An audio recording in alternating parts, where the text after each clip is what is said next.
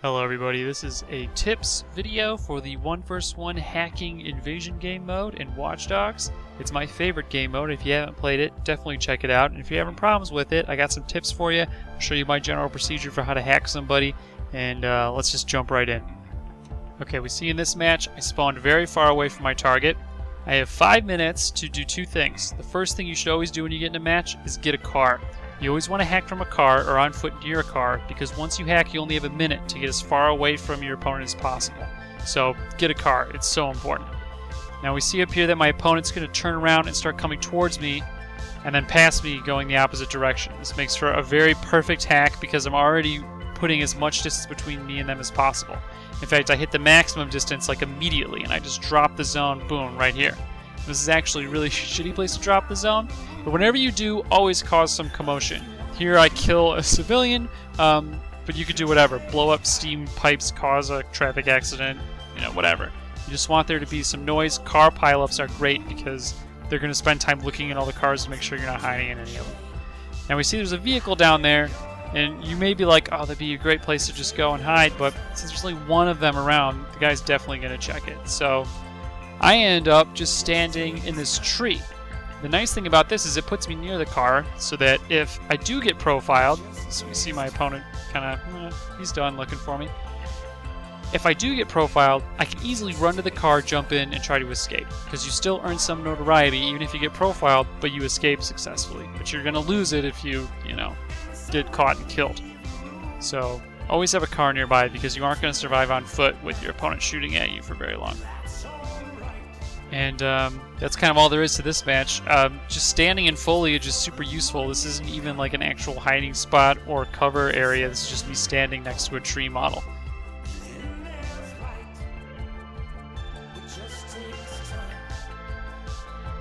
Alright, first tip for this second match is pay attention to the loading screen. The loading screen will tell you where you're going to be in the city and where the most traffic nearby is. And you want to dump your zone near the most traffic. It's just going to be easier for you to cause commotion and distract your opponent.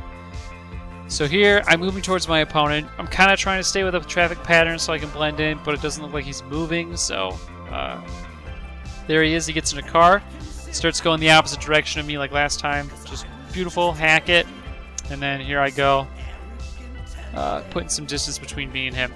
And then get to this intersection, I cause a little bit of a traffic commotion, and then I get out. And I have so much time, and 30 seconds is huge. I just start running through these alleys looking for a place to hide. And I see these stairs, and I decide I want to hide up on the roof. So I'm going to run away from where I want to hide, because I don't want to drop the zone straight on where I'm hiding.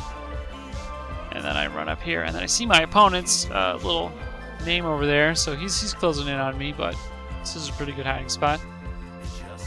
So here I stay, and I equip some blackouts. Blackouts are really useful. The dark, killing the lights is great for hiding.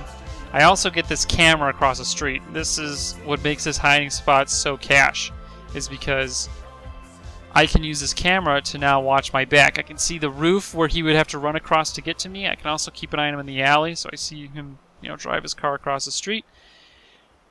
And then, I can duck out of the camera, and then I can look not too far, but, I can kind of see down the alley. So, nothing, check the left again.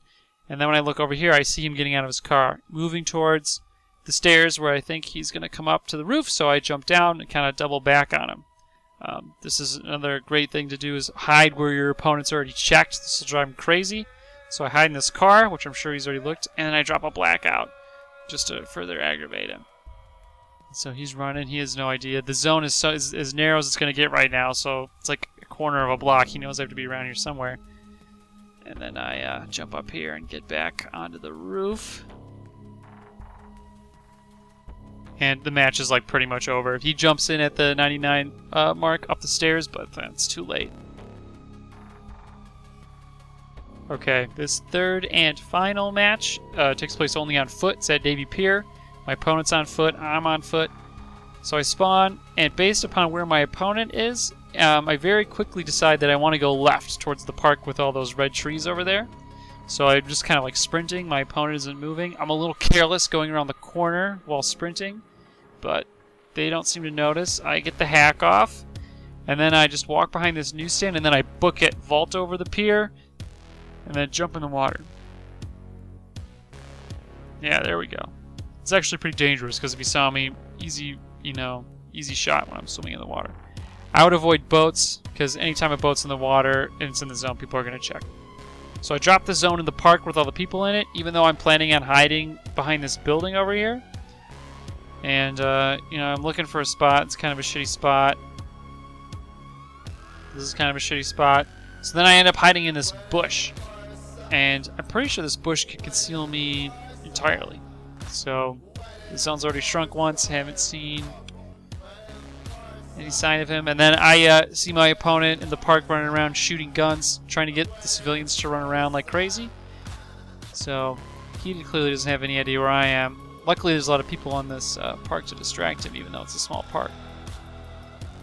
And I'm trying to just like look around this bush. It's very hard to see, but I end up spying my opponent, and he starts running straight towards me. I'm pretty sure he sees me, but he ends up instead vaulting over the fence 2 feet away from me, and I actually get him on my profiler for a second, and then he runs away. Seems like a great hiding spot, if I do say so myself. And then, he leaves. So, NXN00, much coward.